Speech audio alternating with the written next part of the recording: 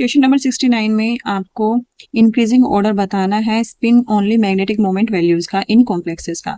तो कॉम्प्लेक्स ए है आपका MnBr4 ठीक है। तो इसमें मैग्नीज की ऑक्सीडेशन नंबर कैसे निकालेंगे, इसको x मानेंगे और सिंस ब्रोमीन 4 है तो -4, एक ब्रोमीन -1 कंट्रीब्यूट करता है इज इक्वल टू -2। जो ये होता है ये टोटल चार्ज इधर आ जाता है, तो x की वैल्यू इधर से आएगी -2 + 4 इज इक्वल टू +2, तो ये हो गया +2। मैग्नीज का आउटर मोस्ट इलेक्ट्रॉनिक कन्फिग्रेशन क्या होता है 3d5 4s2। 2 इलेक्ट्रॉन गए, +2 का मतलब 2 इलेक्ट्रॉन गए, तो Mn2 पॉजिटिव का इलेक्ट्रॉनिक कन्फिग्रेशन होगा 3d5 4s0। देखिए ये है आपका टेट्राहेड्रल। टेट्राहेड्रल या तो आप इसको सिंपली ऐसे ही आप करो कि 5 इलेक्ट्रॉन है 3d के 1 2 3 4 5, ठीक है। सब के सब क्या है, सबके सब अनपेयर्ड है।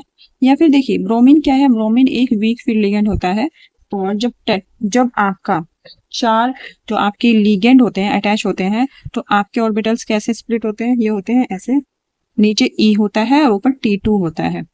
तो सिंस ये एक वीक फील्ड लिगेंड है तो कैसे आपके इलेक्ट्रॉन्स जाएंगे 1 2 3 4 5।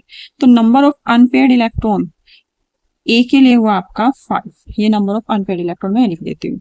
फिर आपका सेकंड कॉम्प्लेक्स है CuH2O का होल 6 और इस पे चार्ज है +2।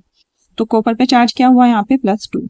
ऐसा क्यों, क्योंकि जो वाटर है वो कोई भी ऑक्सीडेशन नंबर कुछ भी कंट्रीब्यूट नहीं करता है, तो इसका 0 होता है। तो कॉपर का क्या हुआ, इसको x मानेंगे, 6 × 0 0 इज इक्वल टू 2, तो x की वैल्यू क्या आ जाएगी +2। कॉपर का आउटर मोस्ट इलेक्ट्रॉनिक कन्फिग्रेशन होता है क्या, ये होता है 3d10 4s1। जब 2 इलेक्ट्रॉन जाएंगे तो क्या बचेगा 3d9 4s, और ये आपका हो जाएगा 0। अब ये है आपका क्या है हेक्साडेंटेट लिगेंड है, तो कैसे ये स्प्लिट होगा, ये आपका होगा T2 और EG में, T2G और EG में। और वाटर क्या है यहाँ पे वीक फील्ड लिगेंड की तरह काम करेगा, तो किस तरह से आपके इलेक्ट्रॉन की फीलिंग होगी 1 2 3 4 5 6 7 8 9। तो नंबर ऑफ अनपेयर्ड इलेक्ट्रॉन कितना बचा 1, तो बी के केस में हुआ 1। यहाँ पे मैं एक और बात बता देती हूँ, वाटर जो है यूजुअली आपका क्या होता है वीक फील्ड लिगेंड होता है, लेकिन अगर +3 से ऊपर ऑक्सीडेशन नंबर हो तो ये कैसे काम करता है स्ट्रॉन्ग फील्ड लिगेंड की तरह काम करता है। कैसे काम करता है स्ट्रॉन्ग फील्ड लिगेंड, एक तो इस केस में, और एक अगर 4D और 5D सीरीज के एलिमेंट्स हो तब भी ये, मतलब अगर 4D और 5D सीरीज का यहाँ पे कोई भी एलिमेंट हो तब भी ये कैसे काम करेगा स्ट्रॉन्ग फील्ड लिगेंड की तरह काम करेगा। अब B का 1 हो गया। अब मेरा C देखिए, C कहाँ है, C मेरा है NiCN4, C मेरा हो गया NiCN4 और इसके ऊपर चार्ज है 2-। तो निकिल का नॉर्मली क्या होता है, निकिल का होता है नॉर्मली 3d8 4s2।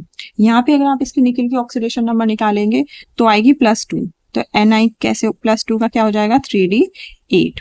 और आपका साइनाइड आयन जो वो होता है स्ट्रॉन्ग फील्ड लिगेंड, ठीक है। और साइनाइड कितना ऑक्सीडेशन नंबर कंट्रीब्यूट करता है -1, तो जैसे अगर इसकी x मानेंगे ना x, ये हो जाएगा -4 इज इक्वल टू -2, तो यहाँ से x की वैल्यू +2 आएगी, इसीलिए निकिल का ऑक्सीडेशन नंबर +2 है।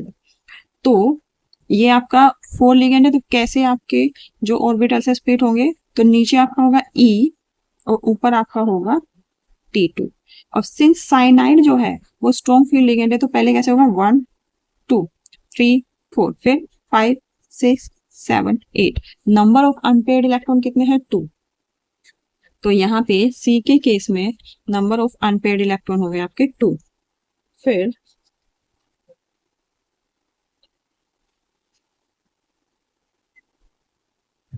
इसी तरह D में देखो, D में आपका है NiH2 का होल 6 2 पॉजिटिव, D हो गया आपका NiH2 होल 6 और ये आपका हो गया 2 पॉजिटिव।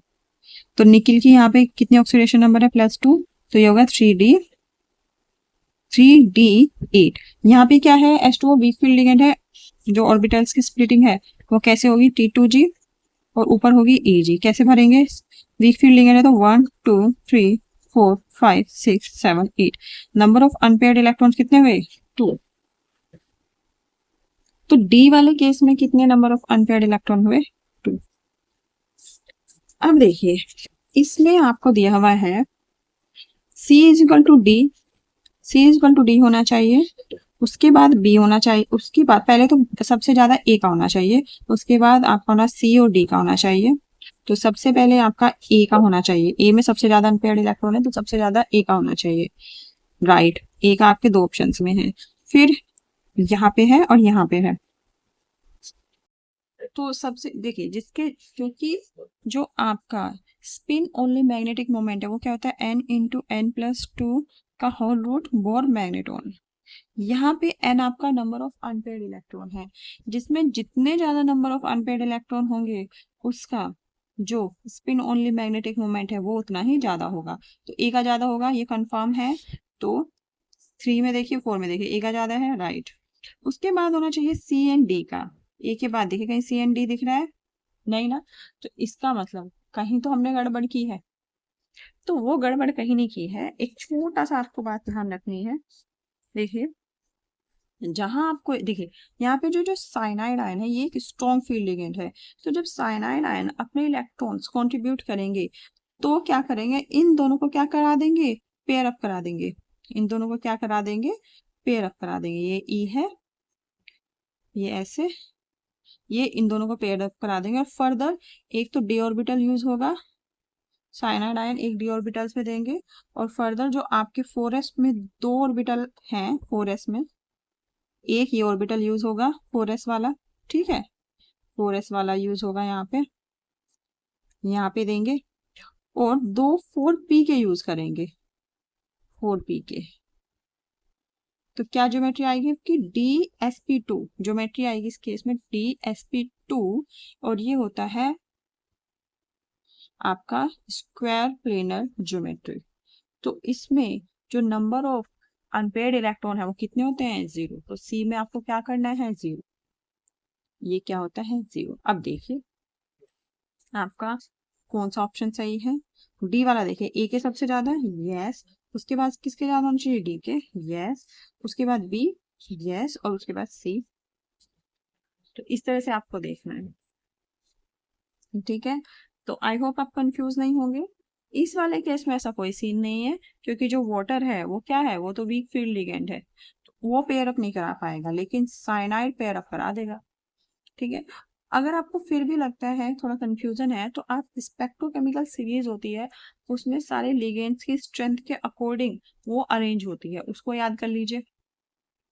कैसे? देखिए पहले आयोडाइड आयन बहुत वीक फील्ड लिगेंड होता है, ठीक है।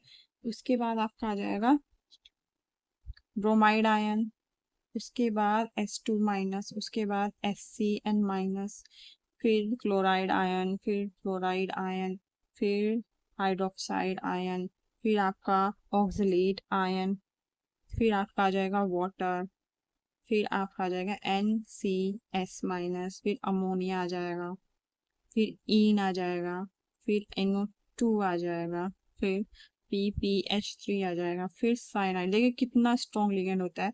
और फिर आपका आ जाएगा CO, ठीक है। तो इस तरह से ये सीरीज याद कर लीजिए। याद भी नहीं करना है तो आप जब क्वेश्चन सोल्व करेंगे बार बार इसे देखिए तो आपको थोड़ा आइडिया हो जाएगा। देखिए जब भी किसी एलिमेंट के आगे उससे ज्यादा इलेक्ट्रोनेगेटिव क्या हो, आपका एटम हो, तो वो बहुत स्ट्रॉन्ग फील्ड होता है, ठीक है, वो स्ट्रॉन्ग लिगेंड होता है। तो लेकिन अटैच किससे होना चाहिए? अटैच जिसकी कम इलेक्ट्रोनेगेटिविटी है उससे अटैच होना चाहिए। जैसे निकिल किससे अटैच हो रहा है? कार्बन से, ठीक है।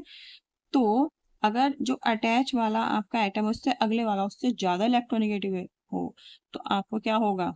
वो ज्यादा स्ट्रॉन्ग फील्ड लिगेंड होगा। देखिए इसमें CO है ना, तो कार्बन ऑक्सीजन की नाइट्रोजन से भी ज्यादा होती है, इसलिए जो CO है वो साइनाइड आयन से भी ज्यादा स्ट्रॉन्ग फील्ड लिगेंड होता है। तो ये थोड़ा सा आपको क्या है, हल्का सा आइडिया देता है आपको पहचानने के लिए, कि अगर आपको याद भी नहीं है तो आप इस तरह से इसको पहचान सकते हैं। तो आई होप आपको ये क्वेश्चन समझ में आ गया हो।